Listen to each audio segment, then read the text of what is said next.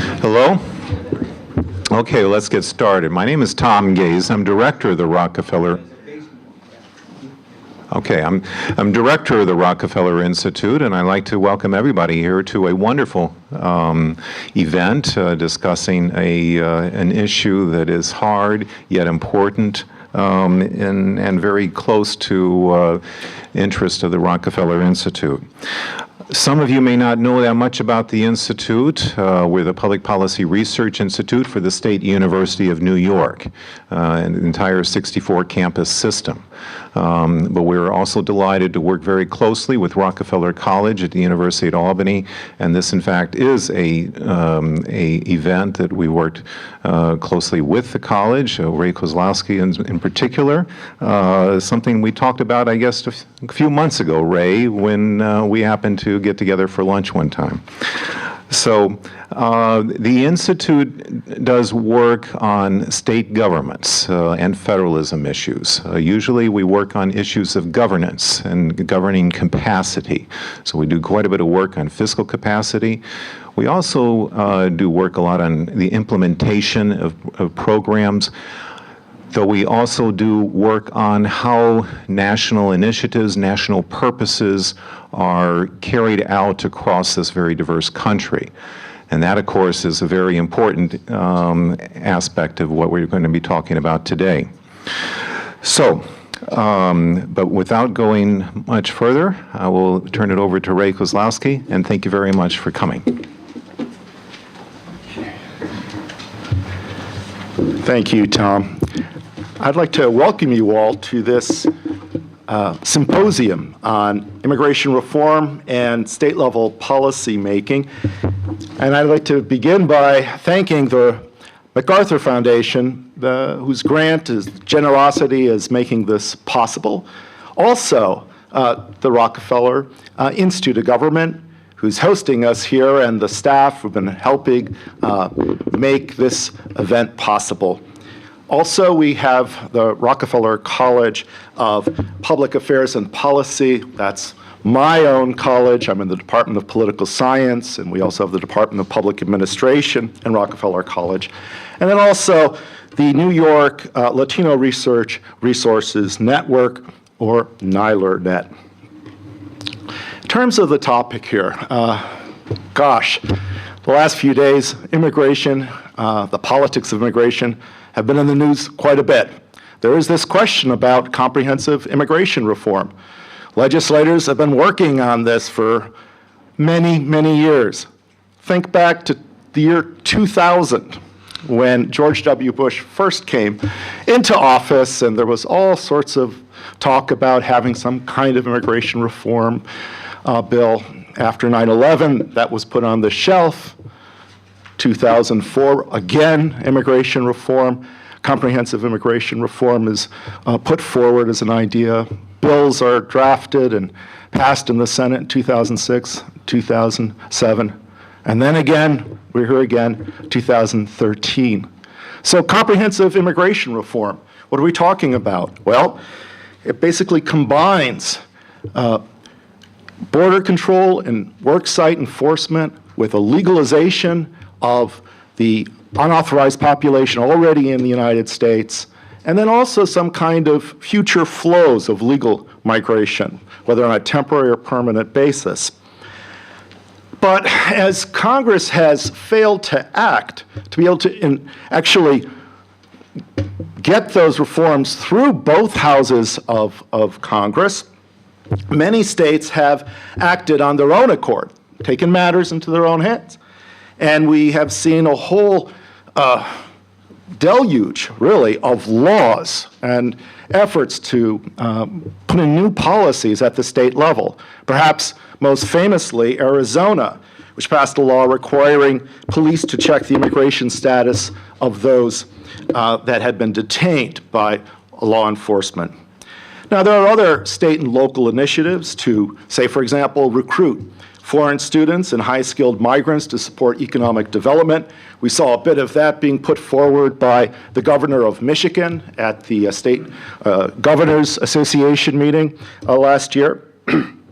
There's the idea of charging in-state tuition to unauthorized immigrant students at state universities, as well as offering them state-funded financial assistance, so-called DREAM Acts at the state level. Some localities also have passed measures against temporarily housing the growing numbers of unaccompanied minors from Central America that have been arriving at the U.S. southern border. So we see a broad range of states and localities filling the vacuum that has been left by the lack of federal legislation. And then it becomes a question, what to make of all of this. Yeah? So regardless of whether immigration reforms are actually passed in Congress or put in place by executive action on the part of President Obama, the states must deal with the practical issues of education, health care, economic development, and housing for all of their residents, including immigrants. Now, if federal policies do happen to change, state governments will have to deal with all of these changes in one way or another.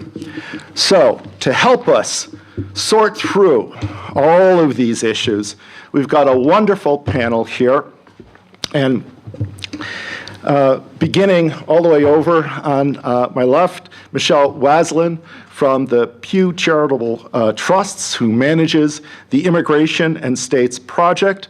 And then we have Neil Ruiz right here on the right, is a senior policy analyst and associate fellow of the Brookings Institution Metropolitan Policy Program. Jorge Montalvo in the middle, special advisor to New York State Secretary of State and director of the Office for New Americans. And then finally, Laura González-Murphy, who is an Empire State Fellow at the New York Department of State, working in the Office of New Americans. So our panelists will be able to give us some insights into these challenges. The format will be, we'll go through the presentations in the order that they were set up, and then we'll have 15 minutes each, and then about 45 minutes for Q&A. So to start things off, we have Michelle Waslin presenting on immigration federalism. Can I stay here? Sure, it's up to you. Yeah. Happy staying here. Why don't we do that? Okay. Thank you. Okay. Hello, good afternoon. First of all, I really want to thank the Rockefeller Institute, the university. Thank you to Ray and to Inga for bringing me here today. It's a real pleasure to be here. It's my first time in Albany. I am from the Pew Charitable Trusts. Many of you are probably familiar with the Pew Hispanic Center, which is part of the Pew Research Center. I am not with the Pew Research Center. This is a new project through Pew Charitable Trusts. It's a research project, and we are looking at immigration through the lens of federalism. So, as Ray just explained, we know that responsibility is spread among the national, state, and local governments in the United States, and immigration is no exception. We are looking at how the authority is divided between different levels of government and how laws and policies of one level impact another level of government. And we're also looking at areas of cooperation and areas of conflict between the different levels of government. The relationship between the federal government and the states and localities is critical to immigration policy. This is certainly an area that has evolved a great deal over time. But today, immigration, federalism is a really hot issue. This is particularly relevant today for a couple of reasons. First of all, because immigrants are now no longer concentrated in just a few states. So this is the foreign-born population in 1990, and this is 2010. So as you can see, and this should come as no surprise, the overall immigrant population has increased. You see the whole map is getting more and more dark green, but it's also spread across the United States to many non-traditional immigrant receiving states that are seeing large immigrant communities for the first time. Secondly, we have seen a spread in federal immigration-related activities happening in the states, and more often in partnership, either formal or informal, with state and local governments. And then third, again, as Ray mentioned, we're seeing that states and localities themselves are becoming much more involved in immigration policy policymaking on everything from enforcement to integration, public benefits, et cetera. So Pew's Immigration in the States project has already done some work looking at immigration through this lens of federalism, and I'm going to show you a little bit about what we have done and give you a preview of our upcoming work. I'm going to tell you about the mapping projects that we've done. I'm going to tell you about the paper that we did on legalization and DACA. I'll tell you about our upcoming driver's license paper, and then I want to touch briefly on unaccompanied minors as well. So, to see what immigration federalism looks like exactly, we have been mapping it. We have released a couple of papers that basically map federal immigration activities in the states, right? Because even though immigration is thought of as a federal activity and the federal government is doing it, a lot of this activity is happening, obviously, in the states. And we're mapping what the federal government is doing in partnership with state and local governments. So we've looked at interior enforcement, public benefits, and a border enforcement paper is coming up soon. So this is just one map that shows the federal detention facilities. And I like this map because it shows just how widespread this particular federal activity is across all of the 50 states. And it also shows that the federal government doesn't do this alone. They count on intergovernmental agreements with state and local jails, basically renting space from state and local jails to complete this immigration detention network.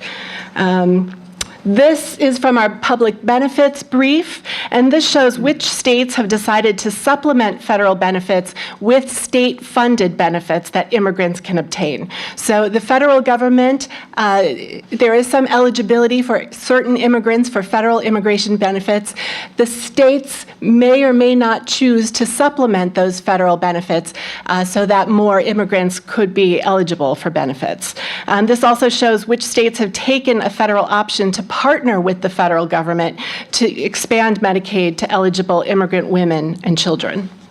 So that's the mapping.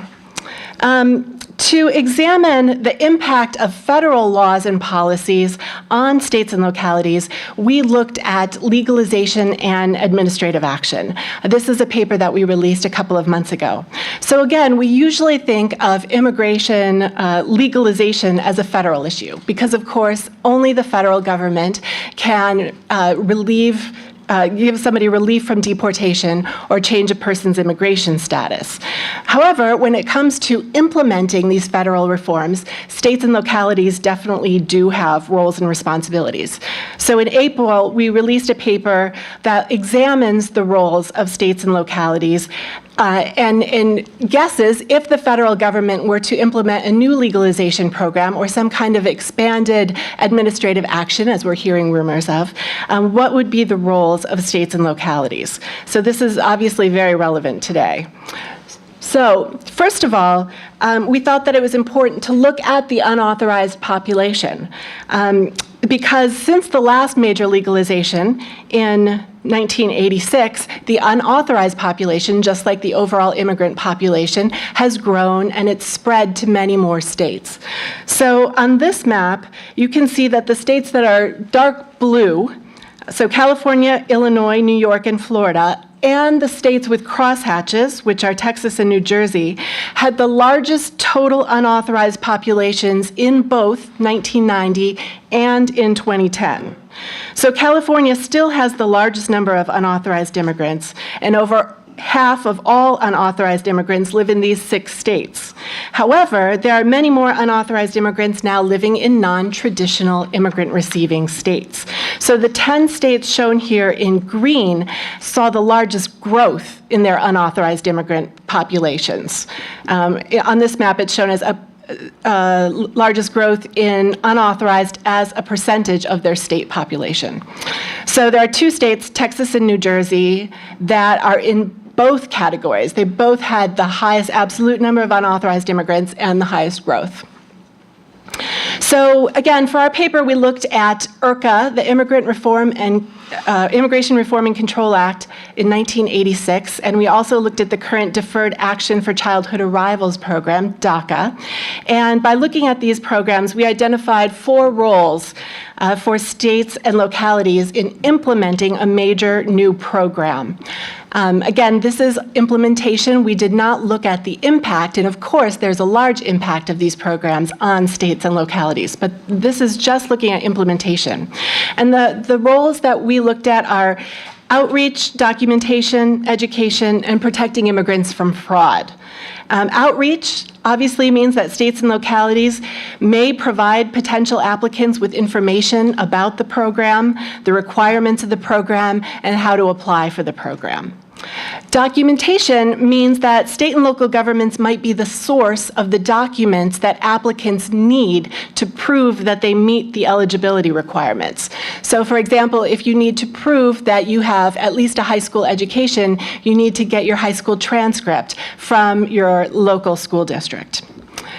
Education, in IRCA, there was an education requirement. Applicants for legalization had to prove that they could speak a certain level of English and pass a civics and history test. And it's local schools, community colleges that are often providing this education. Or again, if there's a requirement that you have to have a high school education, it's the local school districts that are providing that education. So those schools play an important role in implementation. And then finally, protecting immigrants from fraud. This means, as we know, whenever there is a legalization program or a program like DACA, or even the rumor that there may be a program like that, there are some unscrupulous individuals who try to take advantage of immigrants and charge them too much for services or charge them and make them promises that they can't fulfill. So it's states and localities that regulate the unauthorized practice of law. California just in 2013 passed a law that basically said it prohibits anybody from charging for a legalization program before that program is passed by Congress.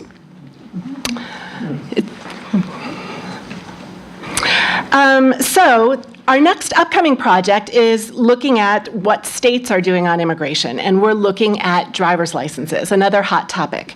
In the next couple of months, we're going to issue a report looking at state laws that allow unauthorized immigrants to obtain state driver's licenses. Currently, 10 states plus the District of Columbia have passed these laws. 9 are already issuing licenses to unauthorized immigrants. Oregon had passed a law, but it was just repealed by ballot initiative on Election Day. So our paper, to look at it through that federalism lens, is going to look at the relationship between the Federal Real ID Act and state laws. But more importantly, this is an important policy area where states have the ability to make a real impact on immigrants, even though it doesn't seem perhaps like an immigration issue on its face. So our paper is looking at things that states need to consider if they're thinking about passing a driver's license law. Things like determining how many people may be eligible for this program and how this new group of eligible people may affect customer service and staffing needs. Determining what types of documents the state will accept as proof of identity, age, and state residency, keeping in mind that unauthorized immigrants might not have access to the same types of documents as legal immigrants or U.S. citizens. And how is the state going to get information about this new law out to the immigrant community? So again, that is still a work in progress, and you should expect that early in 2015. Finally, I want to talk briefly about unaccompanied minors. I know this has been a hot issue all across the country and here in New York as well. no surprise, we see this as an issue of federalism, right?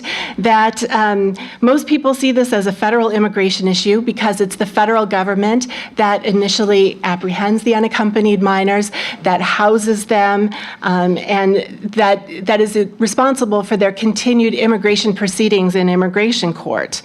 But states and localities have a role here too. Most of these children are being released from federal custody, and they're either being housed in shelters across the state, or approximately 85% of the children are being placed with family members that are living in our communities. Between January 1st and September 30th of this year, over 45,000 kids have been released to sponsors in all 50 states and the District of Columbia. So this means that states and localities are necessarily involved in this process. States and localities are working together with the federal government in some cases to find appropriate space for shelters. And then it's the states and localities that license and regulate the facilities as well as their staff. So there's an important role there for states and localities. Some localities have chosen to provide their own funding for legal representation for the kids. State courts also play a role in some aspects of this process, that the children may need to go to a family court for guardianship issues, or if they're looking for special immigrant juvenile status, there's a very particular role that a judge in a state court must play there. And then, of course, kids that leave federal custody and are with their families are generally enrolled in public schools. And because the federal government has said that states and localities must provide a free public K through 12 education to children, regardless of immigration status, obviously, again, school districts have a large role to play with these unaccompanied minors. And then children, the children may also qualify for certain state-provided health benefits, depending on the state, kind of depending on that map that I showed you a little while ago. So, of course, some states and localities have welcomed these children, others have not been as welcoming, but the impact that these children have when they're residing in our cities and states is unmistakable, and this is definitely an issue of federalism that needs to be addressed. The roles of states and localities need to be acknowledged. So basically, that is my conclusion, that there is a need for dialogue, more dialogue between the various levels of government. Immigration is clearly a federalism issue, even though many people still tend to not see it that way. And the actions and policies of the federal government have a very direct impact on states and localities. So it needs to be acknowledged that federal laws and policies impact states and localities, but also state and local policymakers need to be aware of their own roles and responsibilities and need to be thinking about what type of impact some change at the federal level may have on them. And I know we're going to hear about what the state has been doing to prepare for that. So Pew's Immigration in the States project is going to continue to educate policymakers at all levels of government and provide a space for that dialogue to take place. Thank you very much.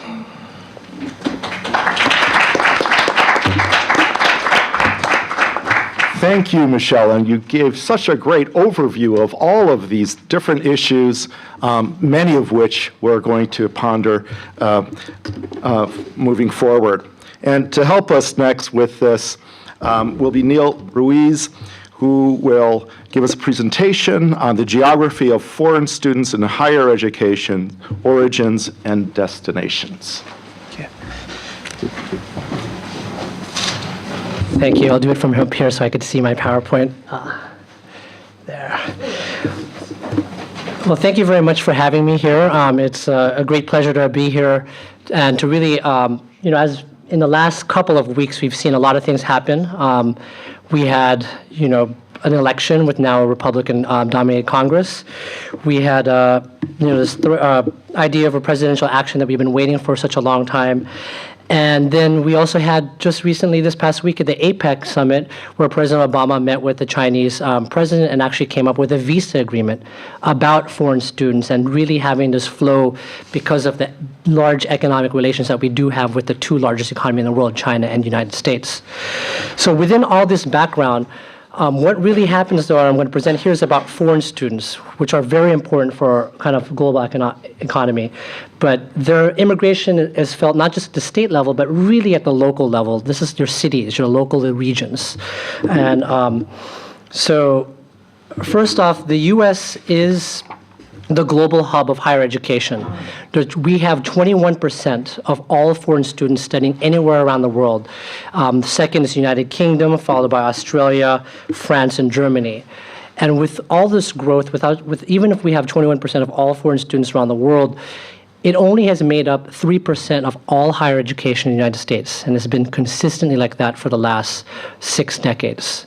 So even though people may argue, like even David Leinhardt argued that, wait a minute, students are taking away our spots at the Ivy Leagues, that's actually not true. There's been a lot of growth, and even within the Ivy Leagues themselves, it's been a lot of growth in the master's programs and PhDs. So a lot of these misconceptions haven't been taken into account, the growth, as well as the growth of various master's programs throughout the United States. So what I did in this paper that I released earlier, a couple of months ago, is that I got what they call the Freedom of Information Act, that's FOIA for short, got all the addresses of all foreign students who came to the United States, the home addresses, and what they're studying in the U.S. Since 2001. And 2001, this data has been collected because of September 11th, where we're able to have better data. So the government granted that to me, and this is over 5 million approvals over the last decade. Then I also got a second FOIA that looked at OPT, which is the optional practical training. This is after students graduate, they could work in the U.S. for 1 year or up to 29 months. So I analyzed, and it gave me data on who are their employers, where are they located. So this will give us an understanding for the first time a retention rate at the local level. And just a background, we have to understand that F1s, those are foreign students, this is uncapped. There is no cap. The only requirement is that they're checked, to make sure that they're not on a terrorist watch list. But foreign students, there is no cap on how many come in the U.S. So I want to leave you with 3 messages. First, metropolitan areas are home to foreign students. Second, foreign students help connect metros to global market. And third, metros can leverage foreign student global connections and retain them after they graduate. So let's go to the first message. Metros are home to foreign students. Here's a map. 85% of foreign students pursuing bachelor's, master's, or doctorates, or BMD degrees are in these 118 metropolitan areas throughout the United States. And these are, if there is any federal reform of extending them green cards, you can imagine all these economies, these local economies would have access to a greater pool of workers at the local level. We always talk a lot about national level, STEM shortages, but really it all varies from metropolitan area, from city to city. Next is that money is big from foreign students. We know here at University of Albany, public university, a lot of state institutions have had cut their budgets, especially during the recession, and foreign students have become a very big, they pay full freight, big source of economic impact at the local level. So over 2008 to 2012 period, they've contributed about $35 billion to these 118 metropolitan areas, and this is for tuition or living costs. Next is that what I found is that 45% of foreign student graduates work in the same metropolitan area as their school after they graduate.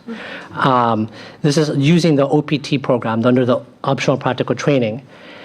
And what's interesting here is that New York City is the #1, has the highest retention rate of all metropolitan areas in the United States.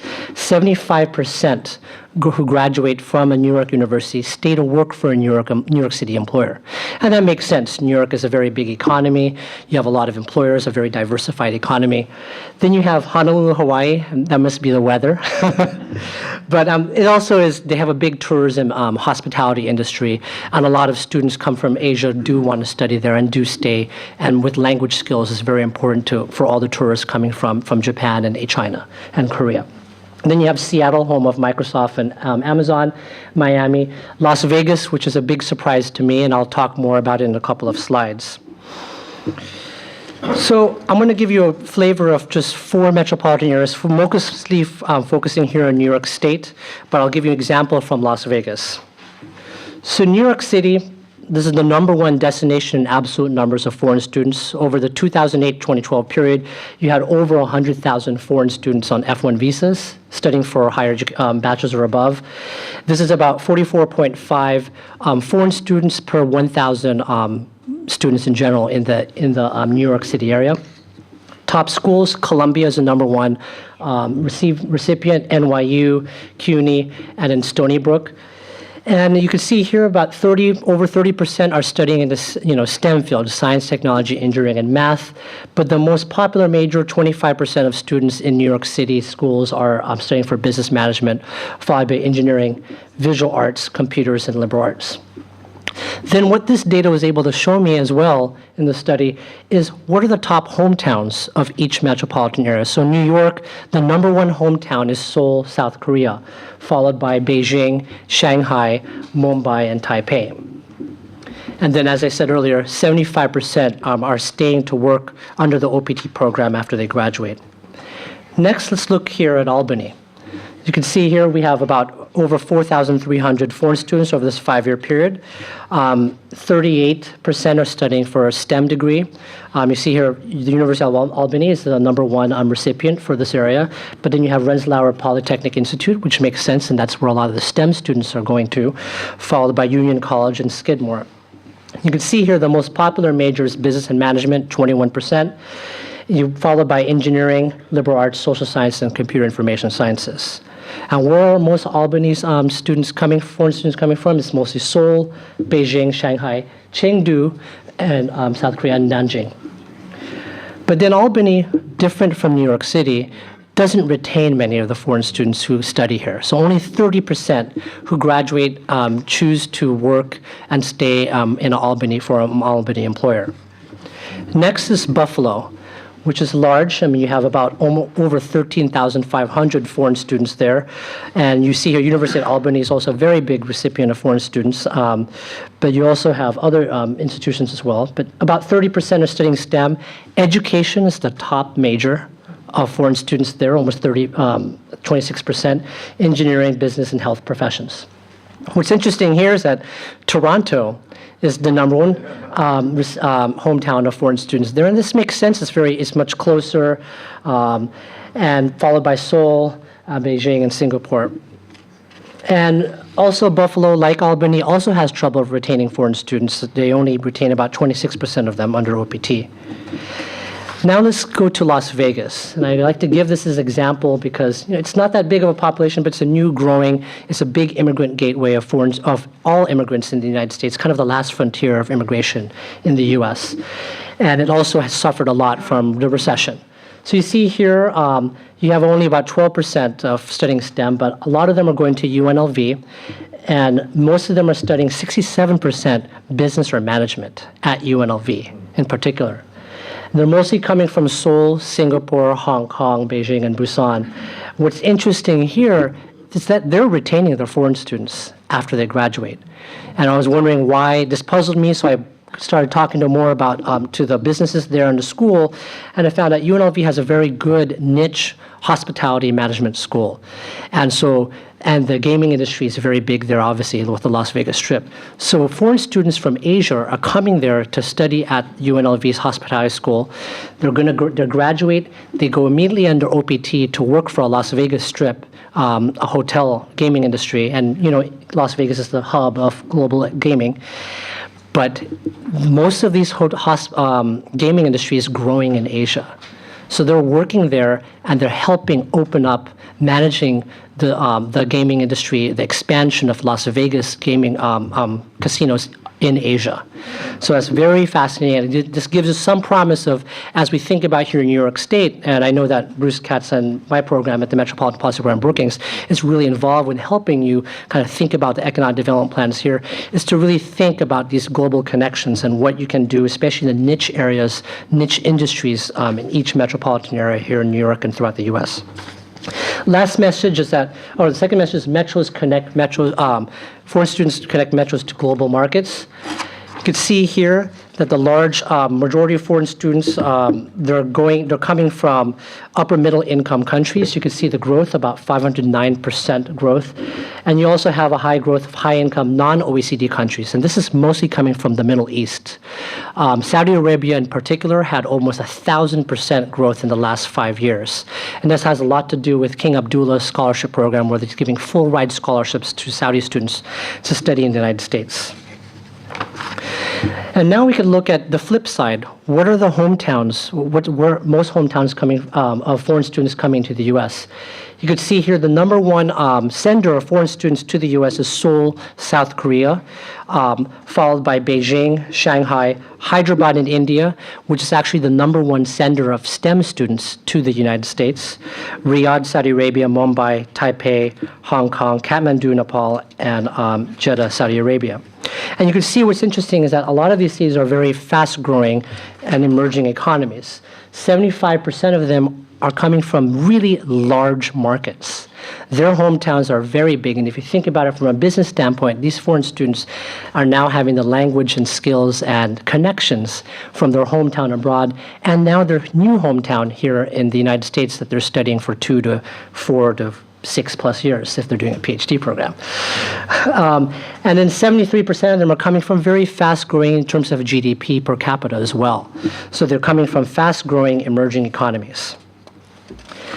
And what are they studying? Most of foreign students are disproportionately studying STEM or business compared to the general American higher education population. 67% of foreign students are studying STEM or business, as opposed to 48% for all of U.S. higher education. So they're studying things that are really highly sought out by employers. And the last message, metros can leverage foreign student global connections to retain them after they graduate. So even if we have no reform, despite all the talk that's going to happen for the next probably several months or years to come, every metro has these global connections through foreign students. And I'm giving an example here of Lafayette. Lafayette is the home of Purdue University. It's the #1 recipient of Chinese foreign students. And you can see here mostly are the big cities in Beijing, and then you also have South Korea and Mumbai going to Purdue. But what's happening here is that every metropolitan area could leverage the connections that you have with these foreign students. And one example is from California, from Southern California, USC and UCLA, where they are actually leveraging their foreign students. USC, over the last 3 decades, has a program where it utilizes their international MBA students.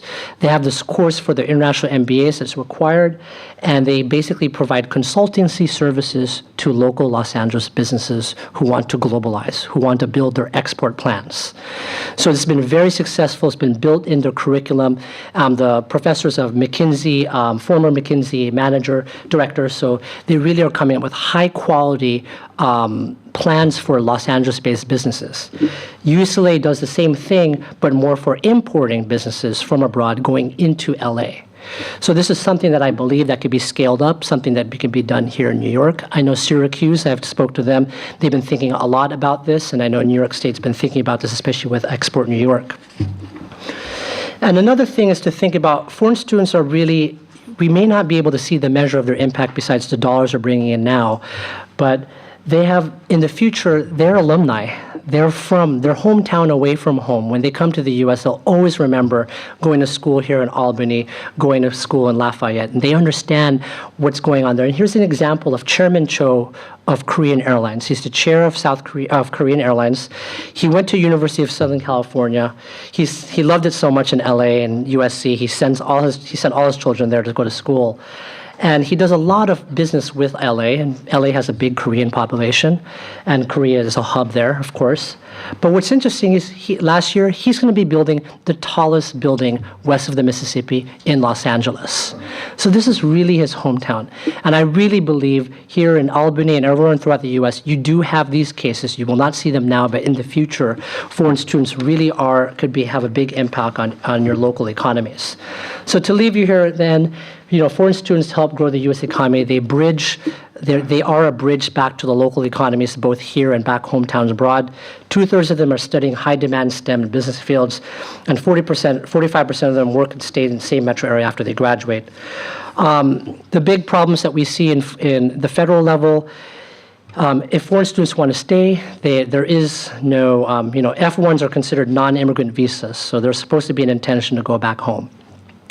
We do have the OPT program, as I told you here, but then if they want to stay longer than the 1 year or 29 months, they have to get an H-1B. But H-1B visas and our current archaic system is a first-come, first-served basis. Every April, the U.S. government opens to receiving these applications. But in the last 2 years, they ran out in the first week, and they had to do actual lottery. So our system's now picking our H-1Bs by a lottery system. So that is our system. And also, if they want to stay beyond the H-1B for a green card, our system only allows 7% of employment-based green cards to be given to any country. And you can see here, India and China are the largest source of foreign students. They're very big countries too, and with large populations. So it doesn't make sense because for them they have a big backlog if they want to go from H-1B to green card. As long as they could wait as long as 10 years until they get a green card finally. So those are the struggles that we have right now, and I'll leave it to that. Thank you.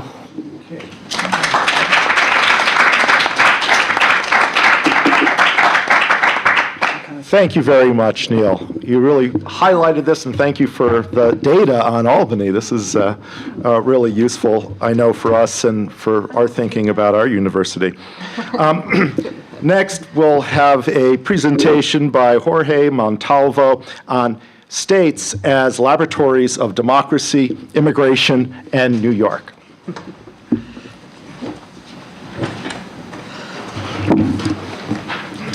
Just give me 1 second here. I use my phone for everything, including presentations. All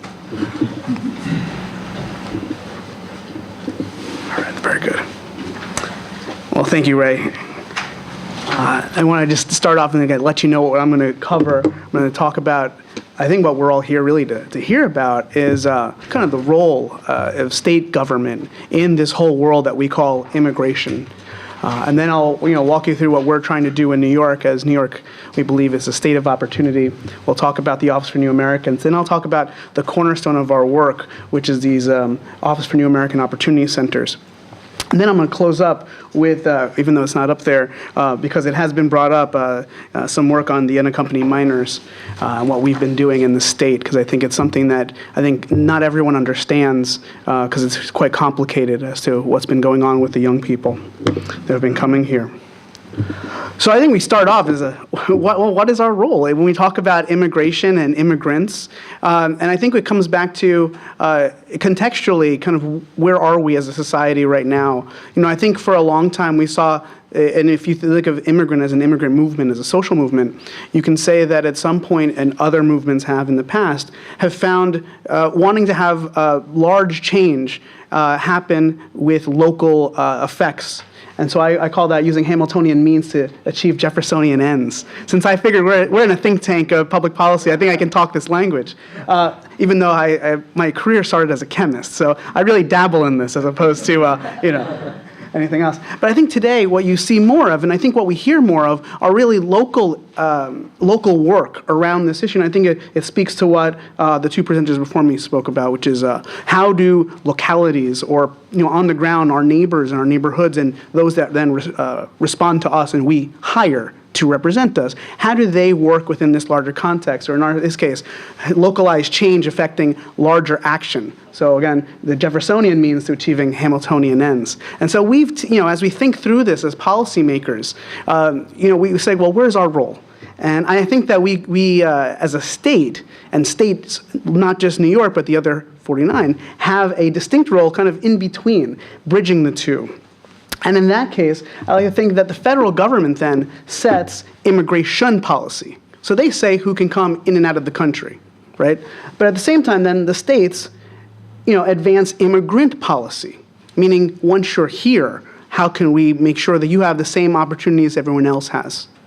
And so if you can, none of this is demarcated clearly. None of this is clean like that. But I think it gives you a good sense of then, from our perspective, what can guide our work. Again, one saying the feds said who can come in and out. They do defend the borders. It makes a lot of sense. And this, for that matter, the the Supreme Court has reminded us. And I'll talk a little more about how they remind us in a couple of minutes. But they have reminded us that the federal government, that's their role. So then our role then is, well then, regardless of status, we believe, then our role here is to make sure that we do immigrant policy. So speaking of that, let me, to now start off with New York being a state of opportunity, let me set you some context for you. Going back to when we first entered the state government, because that's in essence where I started my work as a policymaker in this specific area while I'd been doing work in this area in the past. In context, in 2011 when we come in, really we're looking at 2010. And what had happened at that point? We had a federal DREAM Act that had failed. We had record numbers of deportations, passages of these, again, harsh immigration-related state laws in other parts of the country. And then again, the Supreme Court was reminding us, state governments, that in relation to these harsh state laws that were separating people, that it's the federal government that sets immigration policy. And then obviously in the New York State context, we had the $10 billion deficit that we came in with, scandals. We had a government that was not functioning as well as it could be, as well as it should be. And I'm being nice, because I'm the nice one in the administration. And then, in that context, we come in and, then you think the first things you tackle will be, the deficit and other things you'd work on. And I remember we sat with the governor and we started talking about what we thought was also a really important issue, and he thought was, what are we doing to continue to be a state of opportunity for everyone? And that included people that come here from other places in the world.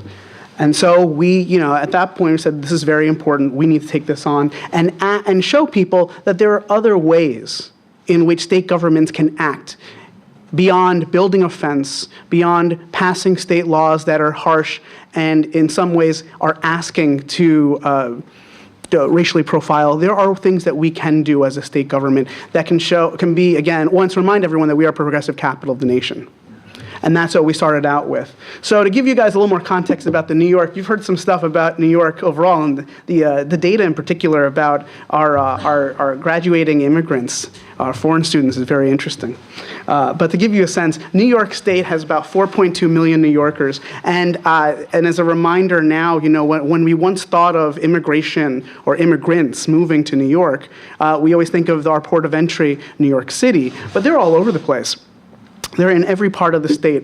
But I think the other part that I want to really focus in on is that all of our conversation, locally, statewide, in the country, seems to focus on a small swath of people that then colors the whole conversation.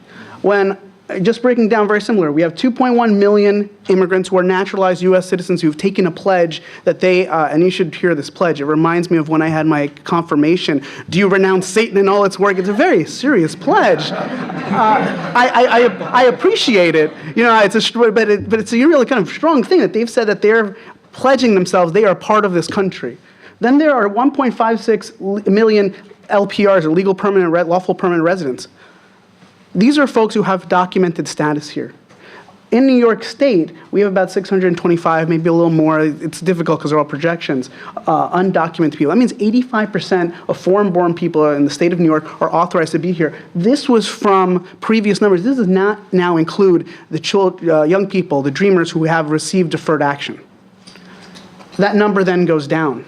I mean, we're starting to look at, because that's about 30,000 young people who received deferred action in the state of New York. We're talking that all of our conversations, it seems to me, the narrative is colored on a small group of folks who, even not going into the conversation about documentation and who should be here, who and all that we have all of our focus on a small group of people when we really should be understanding the full context when we talk about what these 4.2 million people mean to the 19.67 million of the rest of us here in the state of New York.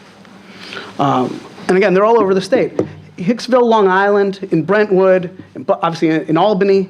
I give these examples because we're happy to see this throughout the state. We have places like Brentwood, Sleepy Hollow, and the city of Albany where populations of people who were born in these areas have gone down, but their areas grew or maintained population over the last census, the decennial census, because we had a large influx of immigrants. I mean, that's the example we show here in Syracuse, which grew. because of their immigrant population.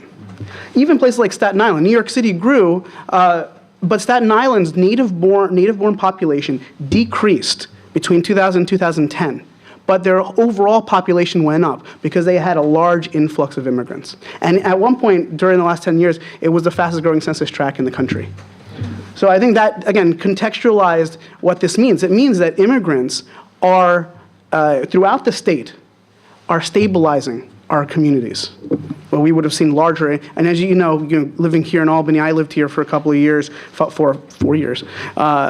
And in other places that I travel around the state, you start seeing, large population decreases really does affect, obviously, the economy of these neighborhoods. So having folks come in and stabilize these communities is very important. 1 in 4 New York State residents of working age are foreign-born. Just take that in for a little bit. That's why I leave it on its own slide. 1 in 4. It's really important. So it's in that context that we said we need to do something as a state to really help immigrants and be the progressive capital of the nation when we talk about immigrants and making sure they're able to succeed and have the same opportunity anyone else has. So we said, what can we do as a state? So we came up with a few things. We went out into the community, we listened, we said, what do you need? What are the barriers that we need to address as a state to make sure that we can help you just like we help every other segment of the population? And we said the first thing is, people were telling us that they wanted to learn English but didn't have places to go. There weren't enough seats. We said, okay, well, we believe that anyone that wants to learn English should have the opportunity to do so. And we chose those words carefully because first, it's what we believe, right? We believe that anyone that wants to learn English should have the opportunity to do so. So we've expanded English language training in the state. And I'll explain how we've done that in a little bit. We said we should also work on helping people become naturalized, because anyone that's eligible and wants to become a naturalized citizen should be supported through the process. In New York State, we have about a little under 1 million people who are eligible to become naturalized but have not yet become naturalized U.S. citizens. Some will not want to. There are a lot of different reasons why. Some of it is financial, because over the last several years, we've had an increase in almost a doubling in the fee to become a naturalized citizen. It's almost $700+ after your fingerprint requirements. If you are a low-income individual now, there's a process by which you can get a fee waiver. But it's a pretty high barrier. So we should help people through the process. We should connect immigrants to business resources to harness entrepreneurial spirit, because they are growing businesses. They are starting businesses. That's important for us to focus on. It's kind of our strategic plan, if you would, places that we're focused on. We are developing and leveraging professional skills of new Americans. I'll explain what we're doing in that respect. We're obviously maximizing those young people receiving deferred action for childhood arrivals. And, that will change slightly when there is if there is any form of relief in the future, whether it be through a comprehensive immigration reform or through an executive action. We expect to be there helping people take advantage of opportunities that are available to them. And then I think, going back to what we've heard from the folks from Pew, we want to make sure that we're eliminating exploitation by scammers and con artists of immigrants. It's a vulnerable population. My mom and dad came here from Ecuador, and they came here not knowing the language. My first English class was in the basement of a local school where my mother was trying to learn English. It's actually her, and I guess I was crashing the course. It was her class, and I was there, and that was my first English class. Easily, when you don't have the language, when the marketplace in the United States is different from one back home, you can be taken advantage of. And so I think it's very important and incumbent on state government to tackle the issue of exploitation of immigrants, whether that be in labor, whether it be in the point of sale, or otherwise. And we want to make sure we're strengthening the connection to a New York State and their receiving communities through civic engagement and other opportunities. And I want to make I think this one's really important because the context of immigration always seems to be political. And for many reasons, obviously politicians make laws. But when we talk about civic engagement, it all seems to get politicized. We hear about Latino civic engagement and civic engagement of immigrants. And I just saw a study that came out today talking about the immigrant vote up for grabs. It always seems that civic engagement is connected directly to voting. And voting is important.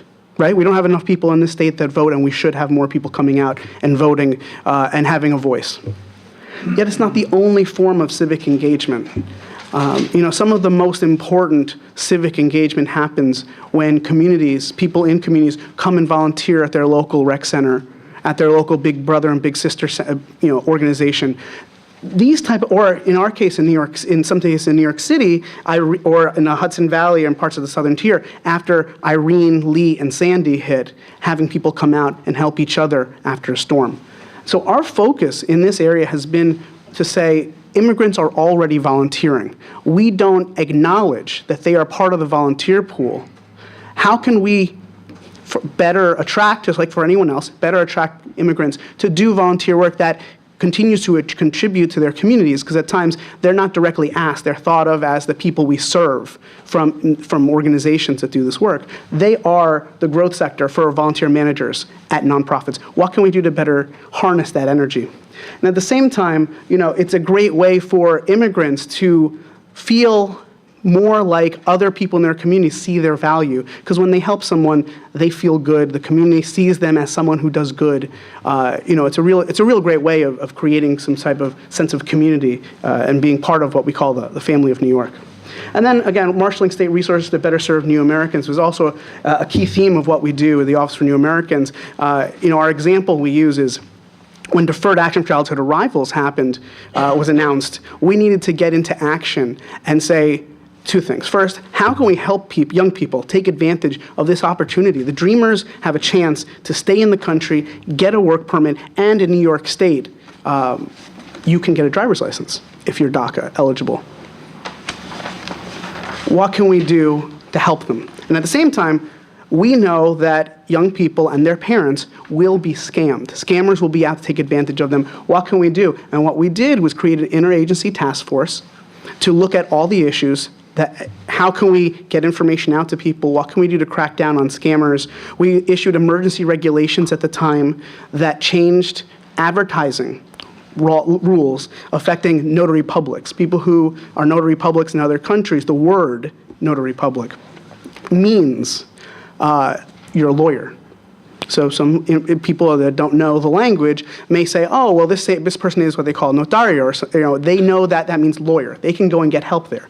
Well, some folks were improperly using that title to do immigration work when only a lawyer or someone who is accredited by the federal government through their Bureau of Immigration Appeals can do that work. So let's put out emergency regulations that say that if you are a notary public and you advertise in a foreign language, you must advertise that you also cannot do immigration work. And that was really important to us. That's because we had a Division of Consumer Protection, a division at the Department of State, Division of Licensing, where we marshaled our state resources to tackle the issue and open up access to take advantage of this opportunity.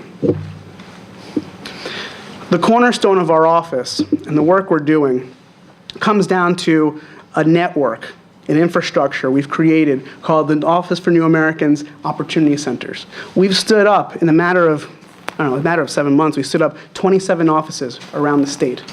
There are 13 in New York City, which are the ones further over.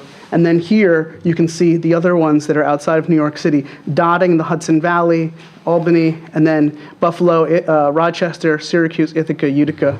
And you can go there. And you walk in and you're an immigrant, you want to learn English, we will teach you English. You want to get naturalized or get help getting deferred action if you're undocumented, we will help you. We have a team of attorneys that back end these offices who are there to do this work, to review applications, to help someone, to sit down and actually just have a legal consultation. Legal consultation is probably the most I don't talk about it that often, but it's the best thing we have. You have a problem. You sit down with someone for a half hour and they can say, oh, you need to fill out this form. They provide you some guidance. Otherwise, if you don't have a place to go, you're going to be, you may get scammed. You're more likely to get scammed by someone in the neighborhood saying, give me $500 and I'll get you your papers. And here you have a place you can sit down and actually talk to someone who's an expert in immigration law. And then in the last piece is, we help immigrants start businesses, what we call and it's an immigrant on-ramping program. We want to make sure everyone has the same opportunity. Not something special, the same opportunity anyone else has. So if you learn English, then you have the same opportunity as anyone else to get a job, to be in the community. You should have the same opportunity anyone else has to become a citizen, because you're here and you want that, and you're eligible, and you learn civics and you pass the exam. And the same thing comes with opening up a business. We should make sure that you understand what it takes to start a business, and you understand what the resources are that are available to you to start a business. And so we on-ramp people, like you would on-ramp onto a highway, into the various services we have at the state to help you start a business. And that means that some people may have an idea to start a business, and then they have a course that the state has for anyone else they can take where they can learn intensively what it takes to start a business. Or if they've had a business in their home country or have a little more understanding of business, they can then go to kind of a one-on-one coach that the SUNY campuses have called between the SUNY campuses and the SBA, the Small Business Administration, called the Small Business Development Centers, where they can sit down with a coach and build out either direction. You go in, you build out a business plan, and you have access to capital like anyone else. Again, providing the same opportunity, because that's what we want to make sure. Once you start treating, and this is the other part we think about a lot, is once you start treating people differently, you start creating consternation in communities, and that's not what we want. We want to, again, we're part of the family of New York. We have to make sure everyone has the same opportunity as anyone else. So again, this is what we do at the Office for New Americans, the English classes, deferred action, and then they're supported. Again, we have this team of attorneys that we have on the back end to support all these offices. We have a hotline, the unsung hero of the work that we do, where people can call, get its basic information on immigration issues, and get a referral. So you can tell them, I live in this neighborhood, I want this information, is there someone I can talk to? And whether it's our centers or the hundreds of other not-for-profit organizations that do work in this area, you give them your your area code or zip code. Say, I live in, 12223, I live at the Capitol, then they'll say, here are the 3 organizations within a few blocks where you can go and get assistance. We wanted to make sure that these organizations we're sending them to actually could handle the work that we're asking them to do. So we have a statewide trainer that provides legal training, so then the organizations and their people that work there can get accredited by the Bureau of Immigration Appeals. Again, the only people that can do immigration work, as much as you would like to do it yourself for your friend or for someone else, if you're not an attorney or accredited, you really can't do that work. It's actually the unauthorized practice of law. So that's not good. It's unauthorized. So we said, let's build capacity in the community at the smaller nonprofits who may not have a lawyer on staff, at the ones that do but want to have more people involved in this work and have more people to help. So we have that. We have our lawyers. We do this thing called the Best Practices Seminar each year. It's a 2-day teaching nonprofits how to run their legal programs better. Because the better that they run, the more efficient they run it, the more people they can serve. We have, again, training as well for the legal providers beyond just naturalization. And then we have a statewide media campaign. You might have seen these ads up about immigration fraud and other issues on the CDTA. We had it running throughout the summer and part of the fall. And we continue to have those throughout the year on different topics as they're topical at the time. And again, some of the things we've done to marshal state resources more at a broader, not ONA level, but at a broader state level. We have our executive order for language access to allow to have all vital records and services of the state available in multiple languages, in particular the 6 top languages in the state, spoken by people who are foreign-born and limited English proficient. We obviously did our deferred action program, and I told you about it involved many agencies. We've been working on this J1 visa, this J visa program for doctors to expand the number of waivers that we're able to provide in the state. It's complicated, but in essence, what you have are certain regions of the state where we are now, based on our advocacy for the last year, able to get more waivers that allow for doctors that were born somewhere else, come here, have been trained here, have gone to school here, done their residency here, to stay here serving in medically underserved communities, in particular in the northern border, so our north countries of the world, these sorts of places where it's difficult to recruit doctors, in particular in specialties, not just general doctors. This is my favorite program to talk about. We have a incubator farm. We hear a lot of tech talk in the news, and we hear about tech incubators and starting up businesses. We have a similar version, except for farms. We have a farm, 2 farms in the southern tier, where we have immigrants who were farm workers becoming farm owners, learning how to become a farm owner, eventually moving off, because we're losing third-generation farmers. Their kids don't want to be farmers. And we can't lose that part of the economy. It's too important to the state, and it's too important to our, kind of part of what makes places like the Southern Tier and the Finger Lakes great. And if these folks have the skills and abilities and they want to do it, then why not help them? This goes alongside new farmer development programs we have for anyone else. So they work together. Again, creating that same type of opportunity for the people who want to do that. And we have this great renters protection program, again, on the enforcement side, making sure that, we actually had a huge settlement a couple of months ago.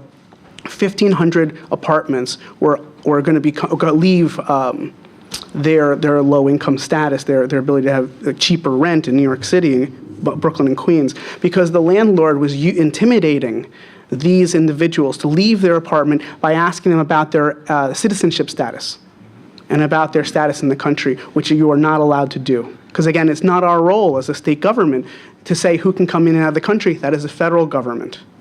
And that intimidation of U.S. citizens, natural-born U.S. citizens and legal lawful permanent residents, and of undocumented people, we're able to crack down on them, have them pay a fine, and for the first time have restitution come back to the person who was victimized. Because traditionally, the money comes back to the AG, it goes in, or the DA, and it goes into some general fund that pays for all of this government that we have here. This actually had a fund that goes back to those that were being scammed. So that's all I have. I will say one last thing on the unaccompanied minors. We have about, I think since the surge, as we talk about it, about 3,500 unaccompanied minors who have been discharged into the state of New York, into the care of a loved one or some adult sponsor, family or otherwise.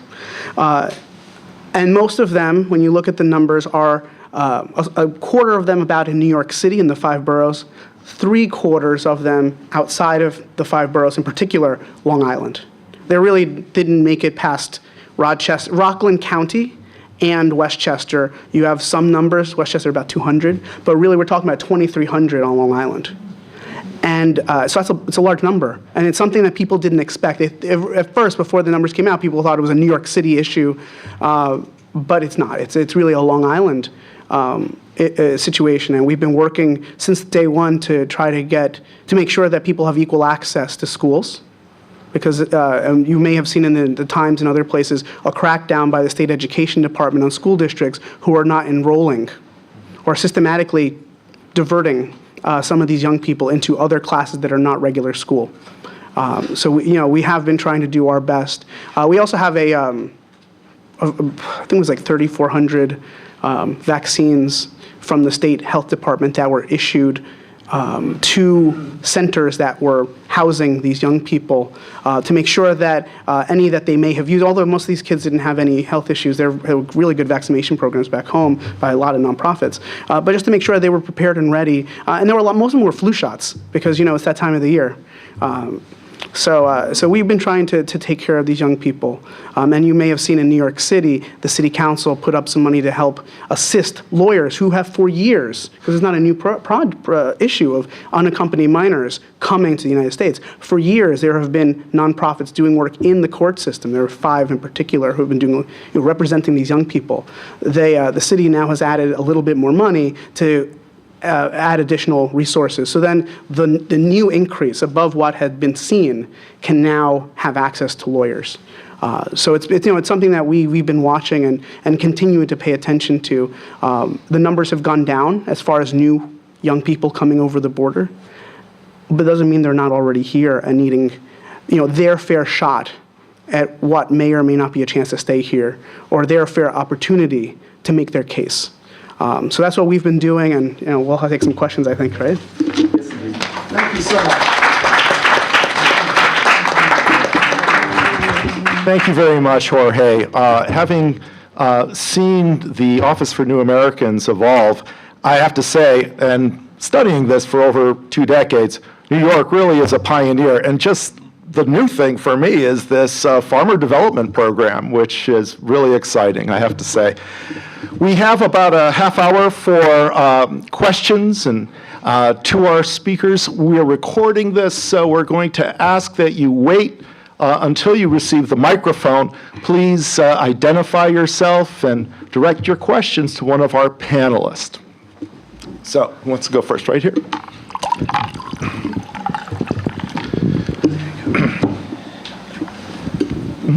Yep. Hi, good afternoon. I'm Kristen Williams. I work for Assemblyman Felix Ortiz, district in Brooklyn. First of all, I want to congratulate all of you. This you've definitely, through the lens, cleared the picture for me, and I hope for a lot of people who work for elected officials who deal with immigration issues, especially Jorge Montalvo. Congratulations on being the first to run a very successful Office of New Americans. I think it's been needed for a long time, so congratulations on that.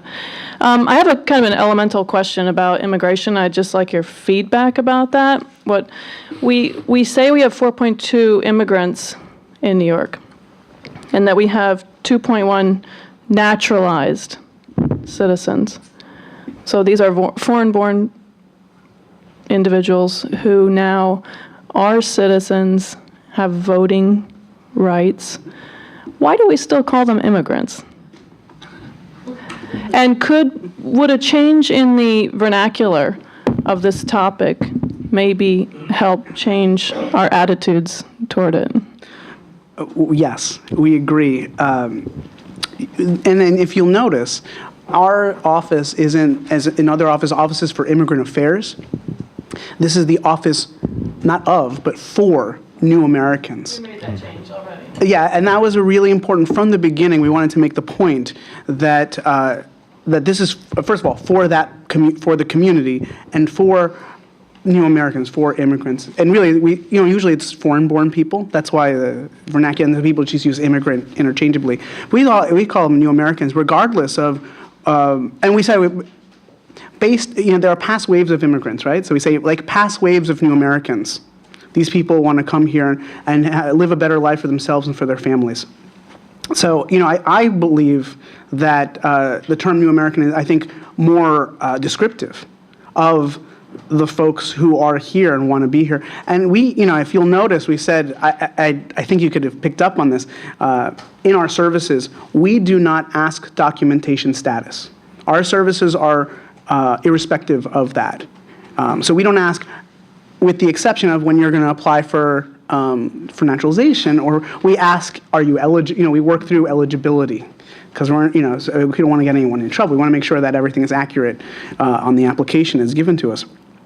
But we do believe that the conversation needs to be changed on immigrants. It's why I harped so much on the percentages.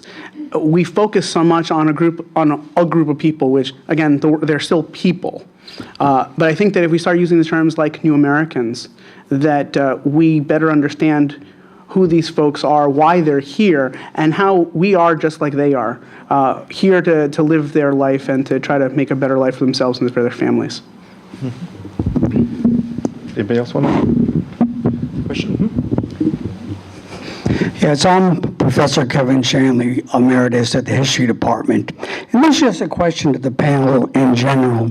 I think one of the untold stories in the immigration arena is the very high rate of deportations during the recent administration and before. I think I have figures like during Obama years, close to 600,000 people were deported from the United States. I'd just like to get your take on that particular issue. It's addressed to anyone that wants to, answer it. But I think that's one of the untold stories about the amount of deportation.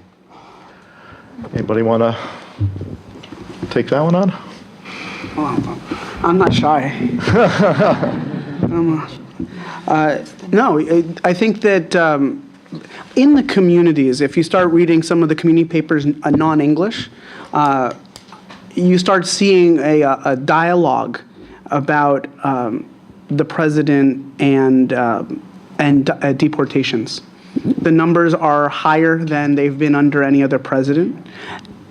And yet at the same time, we have a president who also had deferred action and who's been trying to push a federal comprehensive approach to immigration. But it seems that the conversation in the general media and around coffee tables around the country tend to focus on either reform or illogically calling reform amnesty, and not on, and then this distrust at times between policymakers saying, if we pass a law, we don't trust that this president will enforce. Yet at the same time, the facts belie that enforcement has been up. So it creates an interesting discussion between facts and reality that is happening in the communities most affected, but doesn't seem to be permeating the national conversation around immigration in the mainstream media. I think that that's a great question. I can't really comment on the number of deportations, but I do think that there needs to be more research and more focus on the impact of those deportations on local communities. You hear, varying messages on what the economic impact is, for example, and I think that there's some need for real facts and data in this particular conversation. And I think it's also interesting to look at the role of states and localities with respect to deportation now, because, as I mentioned earlier, there is much more of a partnership between federal agencies and state and local law enforcement agencies, especially in this area of enforcement. So what is the role of states and localities with respect to increased deportations? What costs are there regarding those activities? What benefits are there regarding those activities? And, and what does that mean for this evolving federalism relationship? And Yes, Kate. Hi, thanks, Ray. Thanks for pulling this panel together. Kudos to the panel. Very exciting to hear the success story of Office for New Americas. I'm Kay Wilkie, Empire State Development. I work on international policy issues. And I also want to give a shout out to our SUNY colleagues as well on the Study New York initiative. We formed a consortium, you may or may not know, representing public and private and CUNY and state government, all supporting the advocacy of New York State colleges and universities internationally, building, as you were talking about, Neil, the international alumni, working with Brookings, also in Syracuse, all that good stuff. My question is actually for Pew. Are you looking at, in terms of the federalism equation, are you looking at outreach on the part of foreign governments to states, notably with driver's licenses? You're probably familiar with Mexico, their embassies reaching out to states to advocate for matricula consular and that kind of thing. I think increasingly a lot of foreign governments are directly reaching out to state and local governments, and it might be an area for you all to look at. I'm sure you already are, but that was kind of my question. Thanks. Oh, thank you for that question. I think that's a great question. I would love to talk to you more about that. But we have looked at that in terms of the driver's licenses, that it's both ways. It's the foreign governments reaching out to state governments, but vice versa. That what we have learned is that as states are setting their eligibility requirements and determining which documents they're going to accept, they are asking all these questions about, is this a good, reliable document? And they are approaching foreign embassies and consulates, not just the Mexican, but many others as well, just to learn more about the foreign issued documents and what their security features are. So I think that that's a really interesting development, with some state officials and DMVs in particular now becoming experts in foreign documentation, which might be relevant if we see, again, a future legalization program or executive action, as the federal government is going to be asking for similar documentation. Okay. Yes, all the way in the back. And then over here. Sir, over here. I'm sorry. Go ahead. Bob Bullock from the Rockefeller Institute. Neil, you had one slide which I found really interesting. It was international cities, most of them Asian-based, most of them large, that were sending students over to the United States. And there was, I think, an outlier there, and that was Kathmandu, Nepal. And I've spent a lot of time in Kathmandu, and I neither think of it as large or rich. And I was wondering how they were sending 10,000 students. I didn't know they had 10,000 prospective students in Kathmandu. No, that's a great question. That's actually one of Lisa's support. Washington Post did a did a great article on that, because you had Howard University, where a lot of the growth of Kathmandu, Nepalese students are going to Howard, and also parts of Texas universities. But I think Nepal has been kind of pushing a lot of foreign students to come to the U.S. I think they do have some scholarship programs more recently. So I think that's why we do see this growth. They're not as rich. They are the big outlier in that of all the countries. But I think that they're seeing it as an opportunity to train, I think, their citizens in the U.S. and something they need for their growth in their nation. So I think that is why we have Kathmandu. Yeah. So part of it also depends on the sending country's funding, right? So there are different, Brazil, for example, had a recent initiative to fund a whole lot of students going abroad. So we could see this coming up in the statistics. We have a question right over here.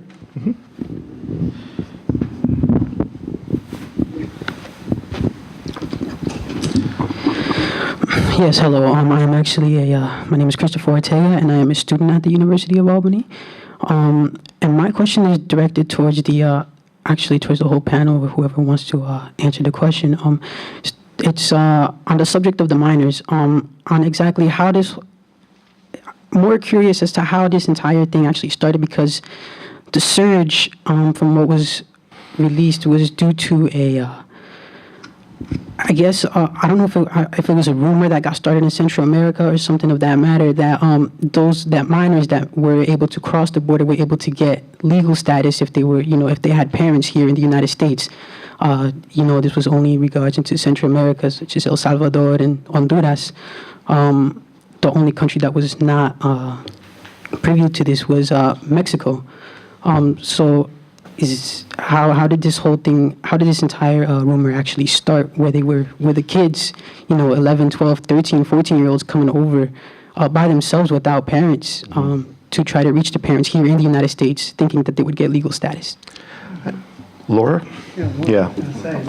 Yeah, I'm Laura González-Murphy. I'm an Empire State Fellow with the Office for New Americans, and I've also done a lot of research on immigration between Mexico and the U.S. and Central America and the laws in Mexico on immigration, so I'll take the liberty and answer that question for you. It really wasn't the rumor itself, and I think you're referring to that news clip that was mentioning that if kids came here, they could be able to get citizenship. This, interestingly enough, has not been really a new issue. Numerically, perhaps for us, we've seen it more, but it's been happening since 2008, 2009. So Mexico in itself has seen this surge in its own numbers, but the rise came mostly as a result of the increased violence, but coupled with the other problems. And the violence as a result of the drug cartels, specifically for El Salvador, Honduras, and Guatemala. But as I said, it is really a result of several factors: education, and as we've seen, many of these children had families here.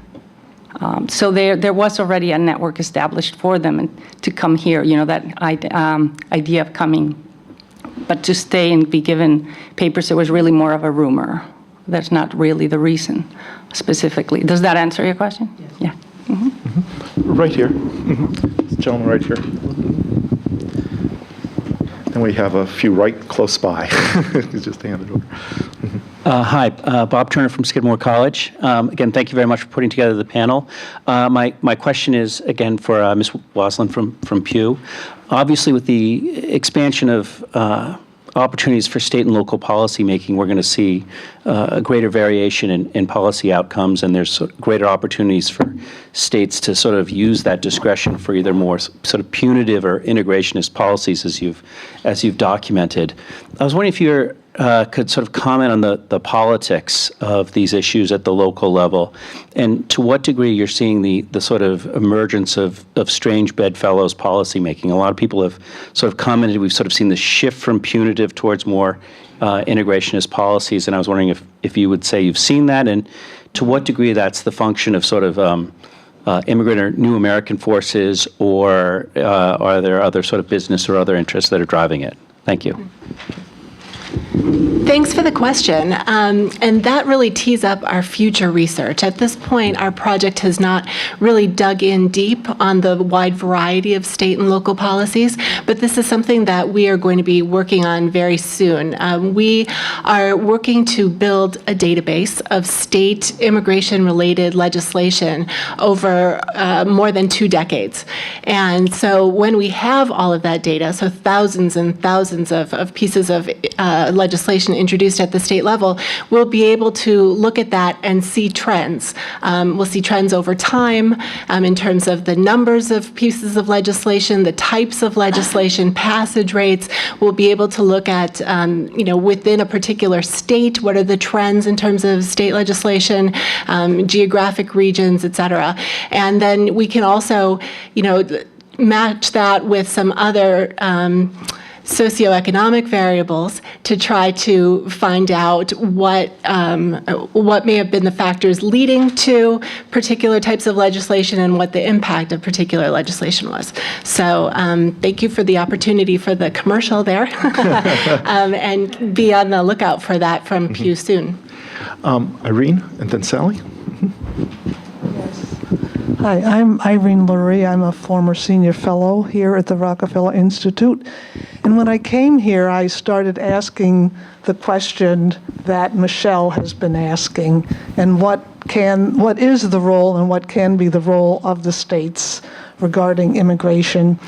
And I finally decided to do a project on what the states do to enforce their own wage and hours laws. And so I was fortunate to get a sample of 18 states and found that what they do to enforce their own laws varies enormously. Some states, like New York and New Jersey, do a relatively good job, and then others do almost nothing. And although we've seen that some states and cities have recently increased their minimum wage laws, without enforcement of those laws, it's really just a law on paper without necessarily having any effect on the workers themselves. So as one of the issues, protecting immigrants from fraud, there's a big one. And you're right. The words "relatively good," I think, are pertinent, and that's obviously a criticism of ourselves, right? I think that we have to be fair. That we do an okay job. We must do better. We have a backlog of these cases. They're difficult for the states. I guess to your research, for the states that undertake this work and take it seriously, it is very difficult. Wage and hour cases are very complex, and it takes a lot of forensic analysis, and you actually have to go into a process to actually make your case. And so we have a backlog, and it's taking us a while, but we've taken on more cases than we've ever taken on, and we've adjudicated more cases than we've ever taken on in the state's history. But there's still more. And that means that we have to do a better job, I think, really on the front end, educating business owners about the wage and hour law, that regardless of documentation status, an individual worker can put in a complaint, and that regardless of status, the employer must pay them at least the minimum wage or whatever other wage that they had agreed to, the prevailing wage in some cases. And then at times we see this issue, not just with those who are born here, but also immigrant or foreign-born business owners. And it is incumbent upon us on the front end, on the demand side, to educate business owners about the wage and hour law and continue our enforcement to make sure that we kind of wrap around, take the comprehensive approach we should to fighting exploitation of any sort, whether it's that or immigration fraud or what the other things that we take on.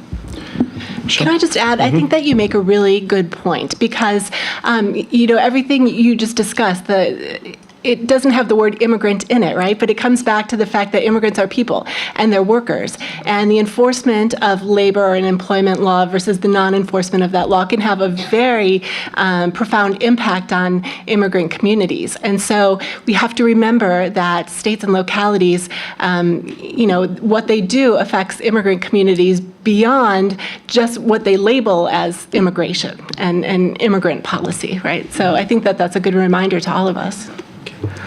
Sally, and then I think we'll have time for one more question over there. Okay. Thank you. Thanks so much, Ray, for organizing this, and I've really enjoyed the presentations of all of the panelists, so thank you for that. My name is Sally Crimmins-Villela, and I work for SUNY, for the System Administration, and I'm in global affairs. So I'm particularly interested in learning more from you, Neil, about your research. Of course, the presentation that you gave about all of the successes, in fact, of people who work in my area, and that is international education and bringing students from afar to study at our institutions. I was fascinated to hear about all of that and the breakdown that you had with regard to, the municipalities that they're from and those connections among these metro areas now as a result of those students having come here. Your analysis of their OPT opportunities. I had a question with regard to that. I noticed that, and I knew this, that we don't do as well in upstate New York placing people in OPT opportunities in our own communities as they do in larger metro areas. I was curious as to whether that, I think we were around a 30% placement rate in the upstate New York locations. Did that mean that they didn't get OPT at all, or that their OPT placements were in other municipalities? Yeah. I was curious about that, and then I had another observation. Well, the observation was that I think that this is an instance where it would call for us, yes, there are people working very hard at this at the institutional level, and my colleague Kay Wilkie from Empire State Development made reference to one effort that we've had to work with state government officials such as Kay herself and the U.S. Department of Commerce to encourage more students to come.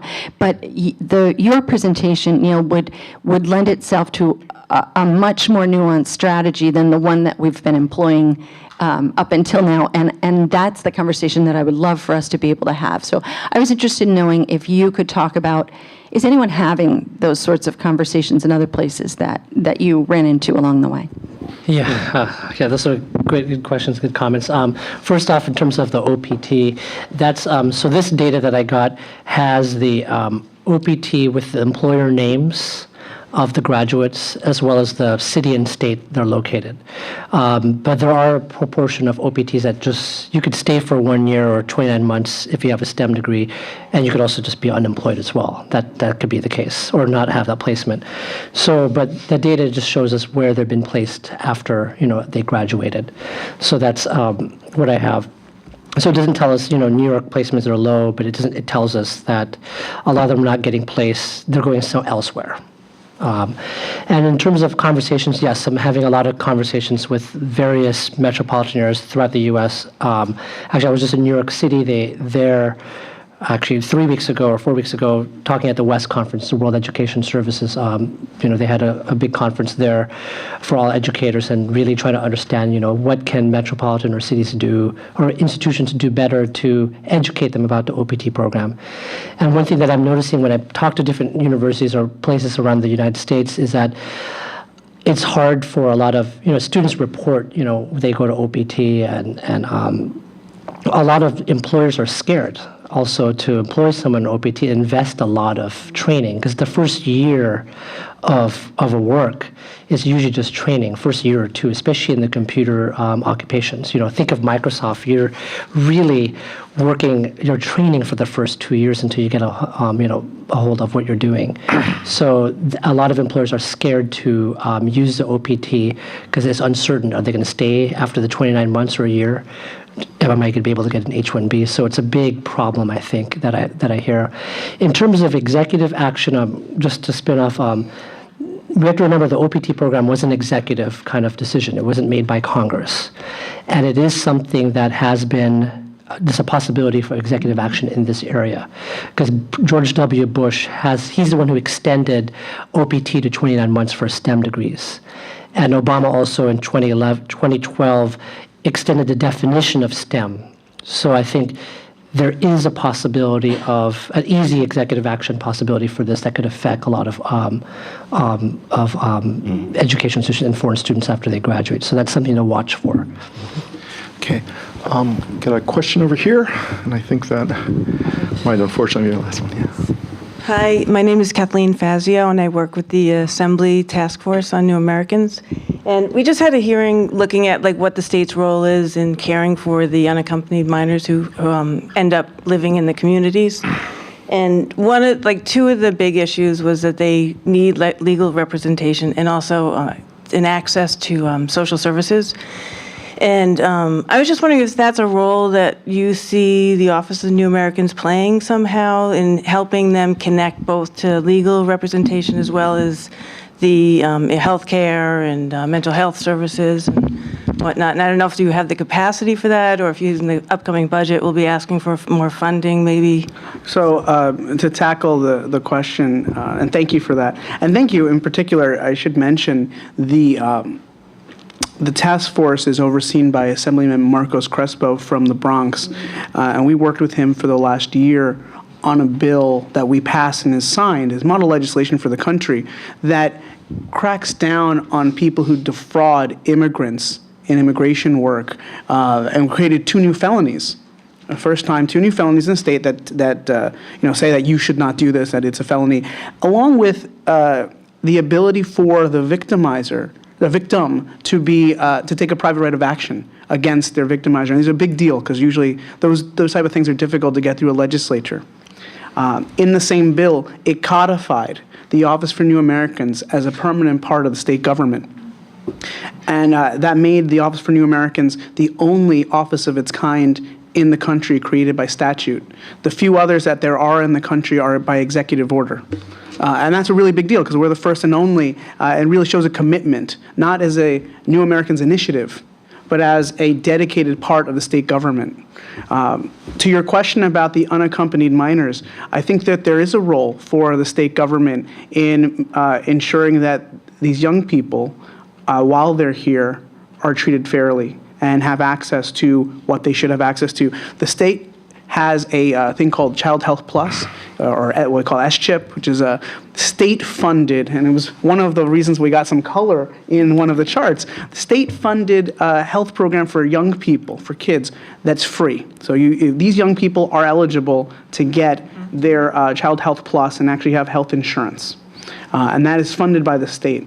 At the same time, we created an quiet internal task force to work on the issue. Why quiet? Just because these young people are really facing the harsh realities of having come over a border and are here.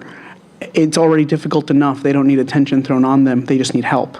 So we created a guide that we gave out to the not-for-profit and public service community that has addresses. They're not just like, oh, here, go to this website or call this phone number. That specifically for the parents or the sponsors, they have a one-pager, but the actual providers have a full book that says, here are the mental health services you can go to. Here are the federally qualified health centers you can go to that can help you. That you can take your, if they're sick or they need some help, go there. They're in your community. Here's where you can find them. So we have been coordinating some of that work. So in that way, I think that we do have a role, and we've been playing it again with a certain amount of respect and deference to the situation the young kids are facing.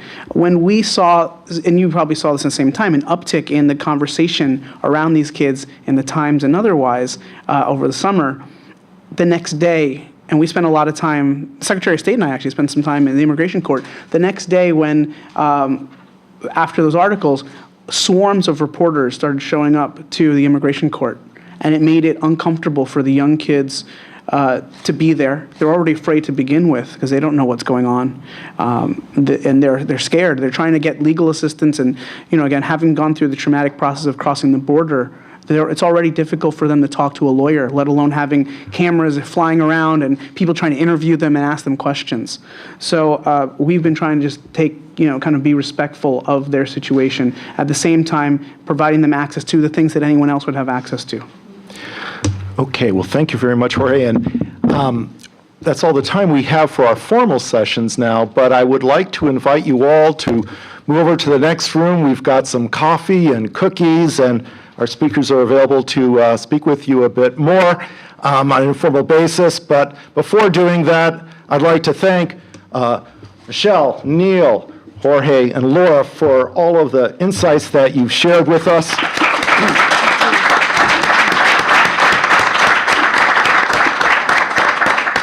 Thank you very much, and thank you all for coming.